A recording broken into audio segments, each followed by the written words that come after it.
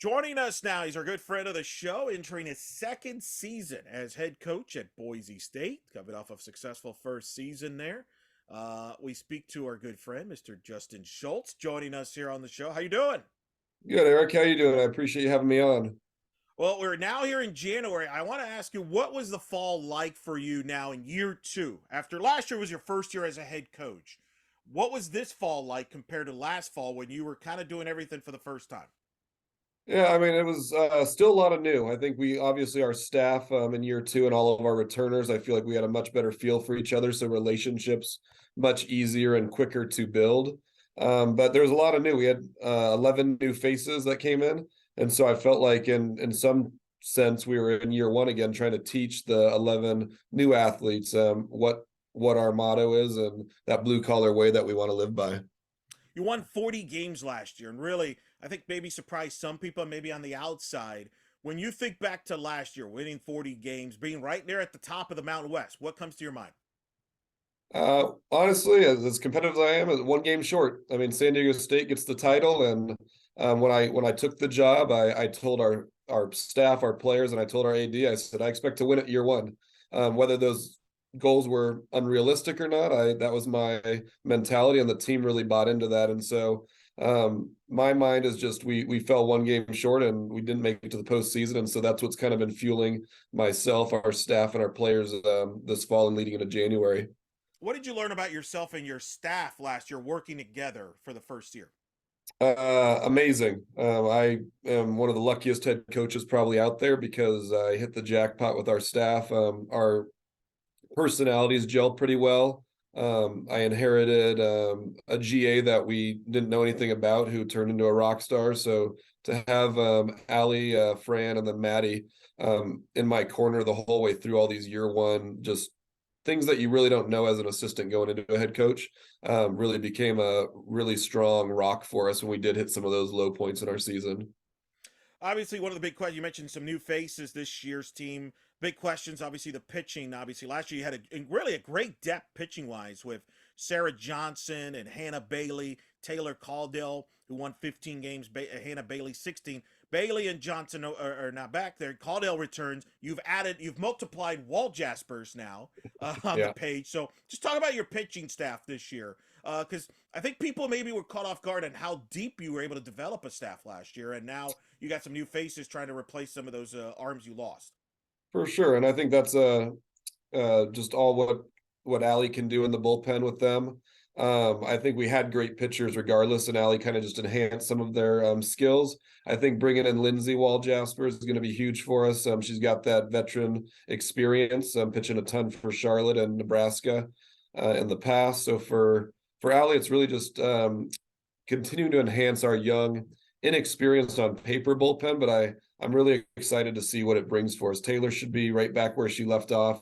Lindsay's a great addition. And then we got people like Brooke Thompson, a freshman last year, who got to learn a lot, didn't really get a lot of opportunities, has been absolutely dominating in all areas for us, just from a work ethic and really learning from the people who are older than her. Do you envision this staff being like similar to last year where you could divide it into two, three pitchers? Or do you think maybe Taylor has to carry the load a little bit? Like, how do you envision the staff?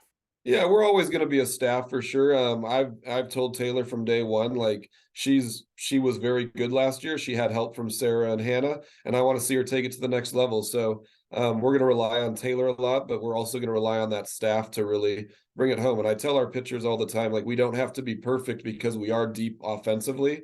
Our job is to just minimize big innings and make sure that we're keeping ourselves in ball games for all seven. Remember, we had you on last year. You said the most important thing when we had you on when you just got hired. You said the most important thing is the pitching coach, hiring the pitching coach. You ended up hiring Allie Walljasper, you mentioned.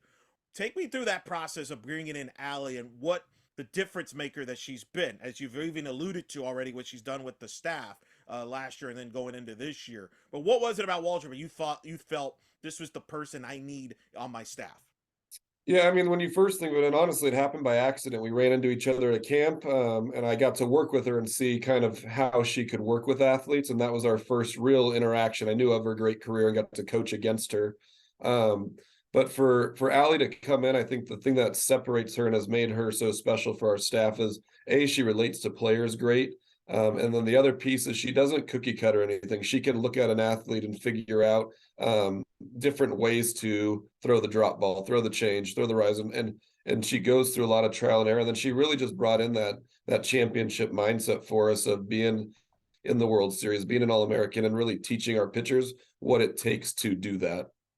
Offensively last year, he hit 316 with 74 home runs. I remember you were intrigued by the park, obviously, and everything like that. How do you feel overall about your offense in year one? Was it what you thought it would be? You think, are you ahead of schedule? What was your thoughts of your offense? Yeah, I mean, I can't remember if it's you and I were talking a couple years ago, and I think you told me that usually year two's our better season. Yeah, So yeah. so I think for year one, I was pleased. I knew we had great athletes. You look at Ali Sang, a senior, Kelsey Lawler, who both graduated. We brought in some good transfers and really added to the depth of the lineup. When it was all said and done, I thought to be in the top 20 in almost every offensive category was a great start to what we can do here for sure. I think the biggest thing for us this year is with the strength of schedule adjusting, and I'm sure we'll talk about that in a little bit, is not trying to compare to last year and how we did. It's just how do we stay consistent with quality at bats and having as tough of a lineup as we did last year with that 1 through 9, because we really were able to go through about 12, 13 hitters and go matchup based all year last year. It was me that brought that up because everywhere you've been as a hitting coach and now as a year two is usually the year where the numbers even sky bump. And you've talked about that because players kind of they digest your formula and your system in year one. They're more comfortable in year two. So that's why you felt like the jumps usually happen. Well, the good news is, if I'm a Boise fan, that's really good news because they had a lot of players like Kelsey Hall last year who really paid off. Scott 392, 13 homers, 32 RBIs. Really a great story behind the scenes with Kelsey. Talk about her and her rise. Yeah, she's the one that I've known for a long time. Got to recruit her to Fresno way back in the day. And then when she entered the transfer portal, I thought it was a no-brainer to try to get her athleticism. We were taking a chance because of the ACL injury, and her statistics weren't phenomenal at Fresno in the small sample size. But we knew what she could do in the system, and we knew that she trusted in us. And she flourished. I mean, those numbers, I think the RBIs are a little bit low because we had her as a leadoff hitter for quite a bit of the season. But that was just because she could literally start the game and put us up 1-0. And so for her, I think she probably exceeded expectations in a lot of the media's eyes. But I think she did exactly what I thought she could do from a young 16, 17-year-old when I recruited her to Fresno. You've got the Flores girls back as well. What do they bring to your offense? With Alicia, obviously, 7 homers, 34 RBIs, 375.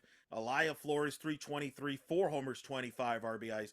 Made immediate impact on your offense. Yeah, I expect those numbers to go up for both of them. I do think I mean, having almost a year and a half off with the COVID, and then they opted out of a year at Oklahoma for them not really playing competitive softball for 18 months and then getting back with us. We didn't even get Alicia Flores, the younger sister, until January. So what she did was really on just her pure athleticism last year. So having her more comfortable with us and in that system, I expect her numbers to go big.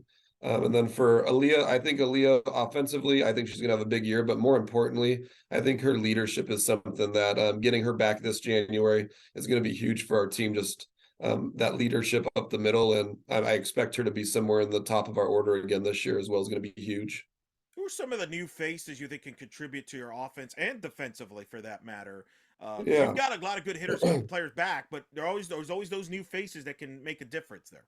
Yeah, for sure. I think of the two offensive people, especially in that freshman class. I look at on the corners, you got Zoe Karam, big power, can hit all parts of the strike zone. So I expect her to be in the middle of our order, hitting for a lot of power for us. And I think consistency for her is going to be the big key. Can she show up every single day and bring that offensive force for us?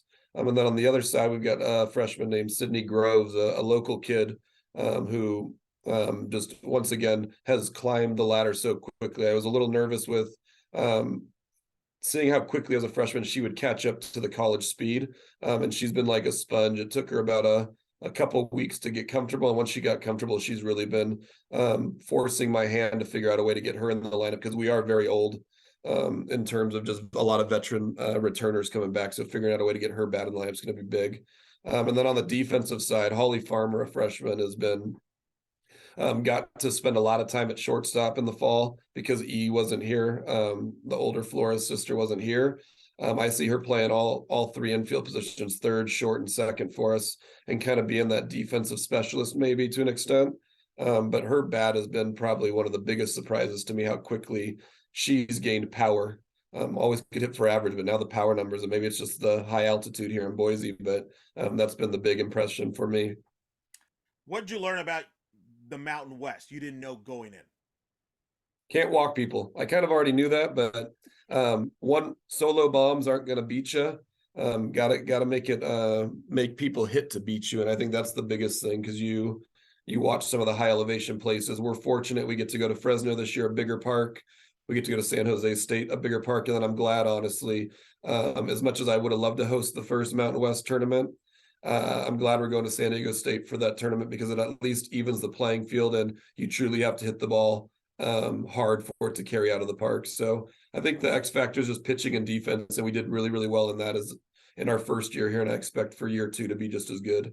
You mentioned the fact that there will be a conference tournament in San Diego State hosting. That's the big news out of the Mountain West this year. You're going to a conference tournament for the first time. What's your reaction to that? Is that an adjustment considering last year you had to prepare for a last weekend regular season, but now you go into a conference tournament setting? Yeah, it's for me it's interesting because as of right now, I mean, until we can continue to grow the RPI strength of our conference, it seems like one or two teams max each year from our conference. And so for me, I was a little bit on the other side. I didn't really want the tournament because I wanted our best team with the largest sample size to go.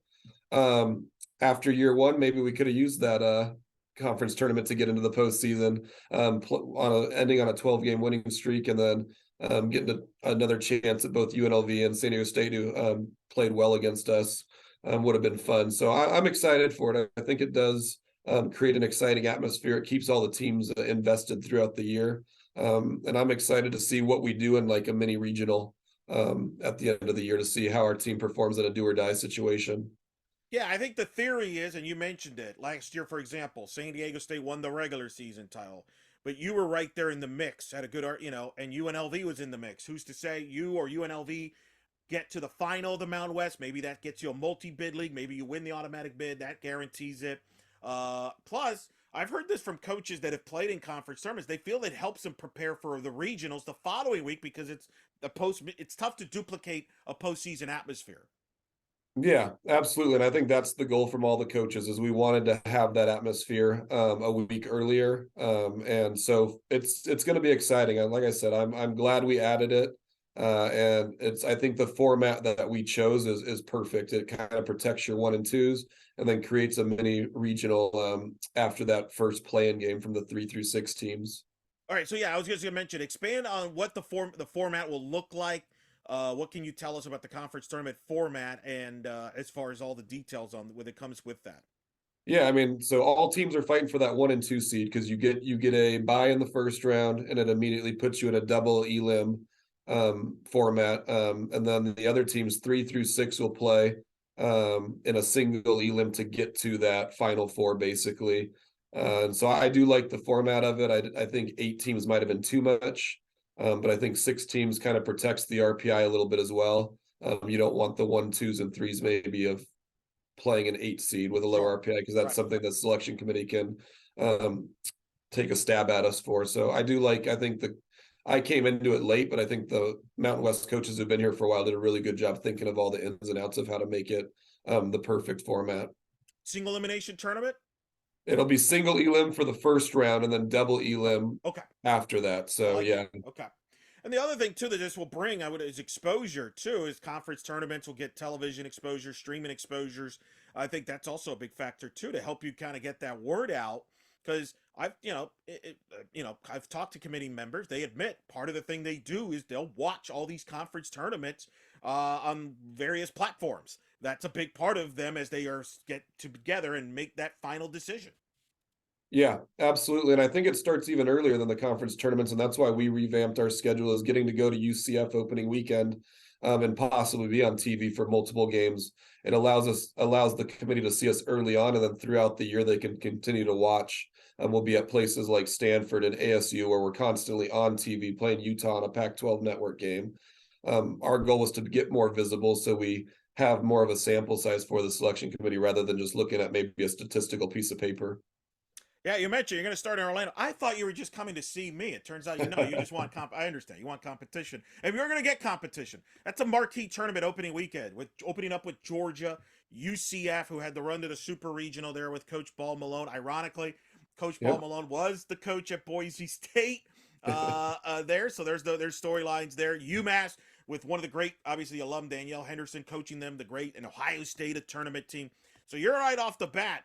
You're not starting easy. You got Wichita State week 2 in San Diego. That's a top with Christy Bredbender. You're going to Stanford, as you mentioned. You got Michigan, Stanford in that tournament. I mean, you have put yourself in some stacked tournaments there. You got Washington and Phoenix. I can go on and on. You mentioned part of the reason why you're doing that, and that is the committee. Did you feel that you didn't get a fair shake last year from the committee? You obviously were left out of the tournament. It seems like you've addressed maybe some of the non-conference scheduling stuff. They're making a statement like, "Look, we're playing the best competition, so you can't knock us for scheduling."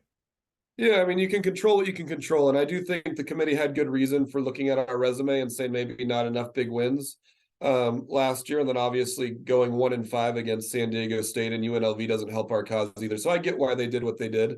I just think the RPI system needs to be adjusted for us to win 12 games at the end of the year and win them in dominating fashion. I think needs to play a little bit more of a role, but we can only control certain aspects. And so one of them was that non-conference strength of schedule, which seemed to be pretty unanimous of last year's reasoning for not enough big wins. And so this year, I don't expect our team to necessarily win all of them, but I expect us to compete in every single game and really start building a resume. And if nothing else, it's setting us up for that regional feel very early in the season. And it's going to set us up for a really nice conference run. It's also worth pointing out you inherited a lot of this a portion of that schedule last year. You came in, so it's not like you didn't really have. This is more of your type of style of scheduling, correct? Yeah, for sure. We're not going to shy away from it. I mean, was it nice to go 40-10 as a first year head coach in our staff? Absolutely. It's helped with recruiting and other aspects. But for us, the wins and the losses aren't the end all be all. It's how do we get a chance to get into the national tournament and then really show can we play good softball when it matters at the end? Because I do think our athletes looking at them and looking at other athletes across the country, we've got a ton of Power 5 athletes on our roster, and they deserve a chance to show what they can do. And so my job is to put them in that situation as much as possible. I mentioned you're gonna be in Palo Alto playing that tournament at Stanford. If I'm not mistaken, I believe Jessica, your sister's gonna be around there now, right? Is she moving? Is she living there now, moving there, or something like that? I think, or Yeah, she close. did. Her husband just got the head strength job for the football team at Stanford. Went over with Coach Taylor there when they got hired in late January or late December. So she'll be there, and she's actually going to try to hook us up and do like a little team dinner and stuff at her house. And she's kind of taken on the role of host now, which is really, really Good. cool. All right, she better be wearing Boise colors in the stands, right? Oh, absolutely. I'll make sure of it.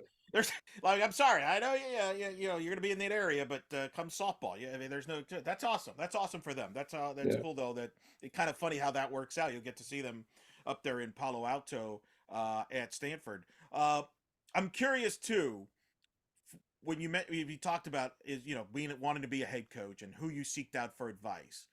What was kind of some of the biggest question you had that you answered last year that you had going in as far as being a head coach? Like, you know, I don't know about this that you found the answer during the year. Maybe the biggest lingering question you had as far as just that role. Yeah, that's a good question. I think for me, honestly, like going into it is you start to question yourself a little bit. Is like, can you actually do this? You got a lot of hiccups in the fall with a new roster, and our fall was pretty solid for a year one. But you start to question like, did I make the right decision? Can I actually do this as a head coach?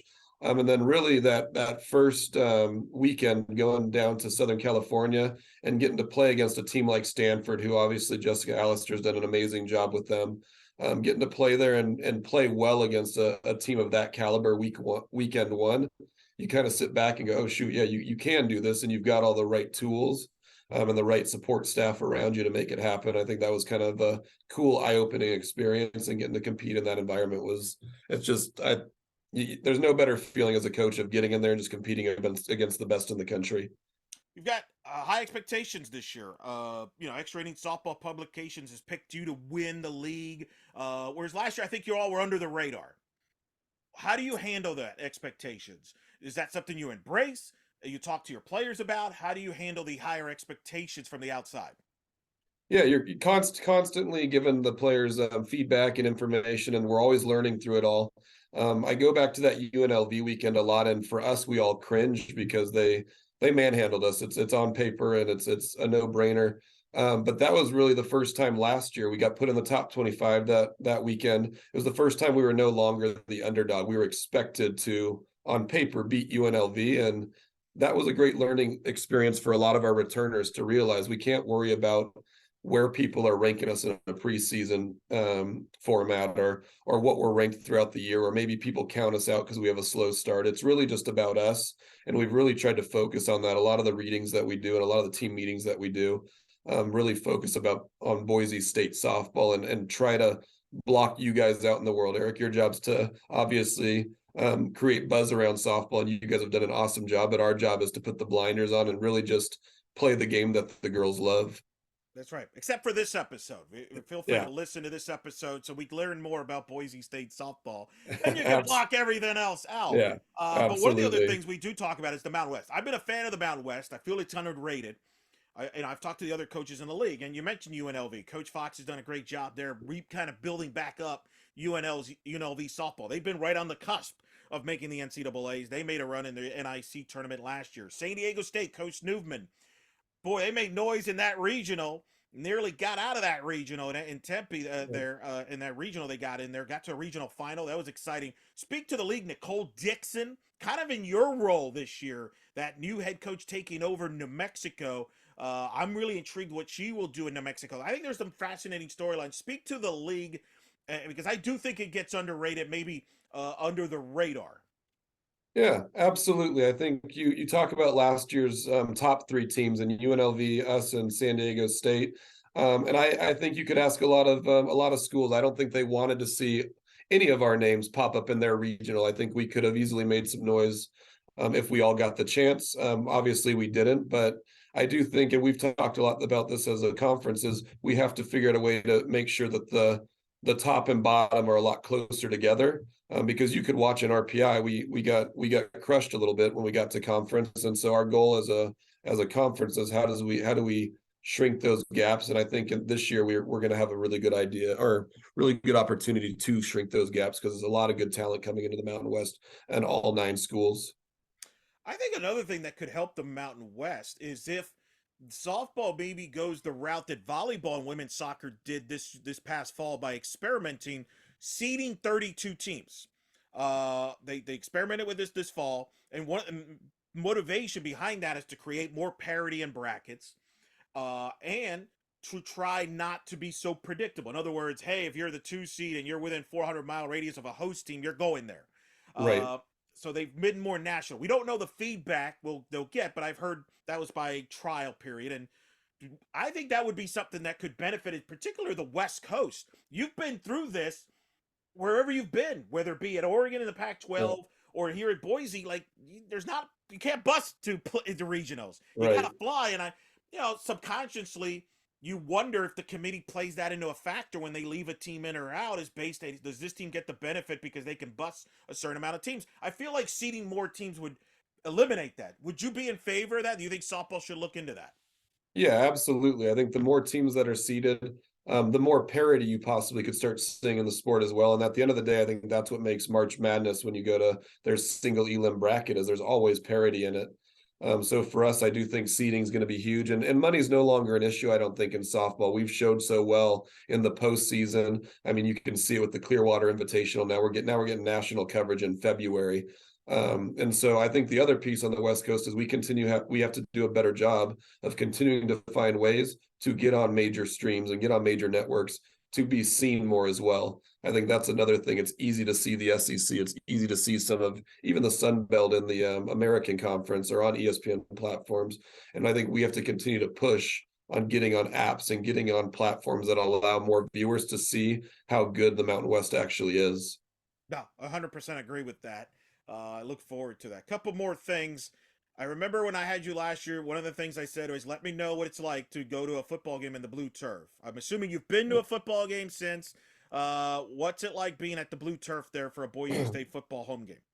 I will say this first and foremost, it's not as obnoxious in person as it is on TV. And that atmosphere is amazing. I mean, our recruiting classes have kind of shown that here we don't get very many no's if we can get them to a football game, and it's because of how electric that atmosphere is. Boise truly is a professional sports team in a city that doesn't have any of those teams. So no, it's been awesome, and honestly, Coach Avalos, the football coach, being an alumni, he's doing an awesome job with the team, and I only continue to see that experience getting better and better. Now you're coming to Orlando. A lot of people in Orlando are going up to Boise next fall because UCF's playing Boise State Yeah. in football. What advice would you give people that are going to be traveling to Boise? Any traveling tips? Any recommendations, like places to go in Boise, Idaho? Yeah, I mean, I would say get downtown and enjoy all the food and all the entertainment. I think that's one of the coolest things. You could walk from downtown to the stadium, and a lot of people do. So I'd say get downtown, get there a day early, and really just explore the area. It's really a small city in the country, and I mean, I'm from LA, and I had never really heard about Boise other than the blue turf. And it's been such a pleasant surprise on how what it is to live here in this type of city. You told me you were surprised. That was the thing that caught you when you were going through the process last year. That when you came for your visit, you were like blown away. It wasn't what you were pleasantly surprised, and that really kind of won you over as far as the final. Like, yeah, this is the right place for me, right? Like, that was a big part of your decisions. Like, you liked that area when you first saw it. Yeah, absolutely. I mean, my mind always goes to recruiting. Can you recruit somebody to this university? And when I stepped on campus and then walked downtown, I said, absolutely, we can recruit to this place. Our facilities are going to continue to get better and better each year with our athletic director, Jeremiah Dickey, doing a great job on that front. So for me, it was a no-brainer once I got to see the city and I knew our staff could recruit to this place. Last thing between now and obviously you come down to Orlando in February. What are going to be some of the keys this year for your team to accomplish your internal goals?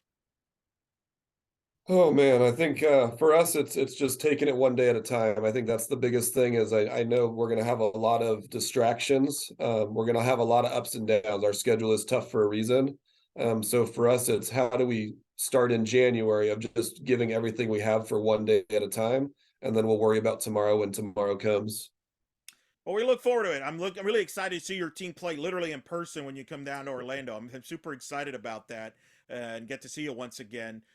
In the meantime, good luck there, and we'll definitely talk then. But thanks for coming on with us. In the meantime, I know you're getting ready for that trip into the start of the season and taking the time from your busy schedule to talk to us. And look forward to seeing you in Orlando.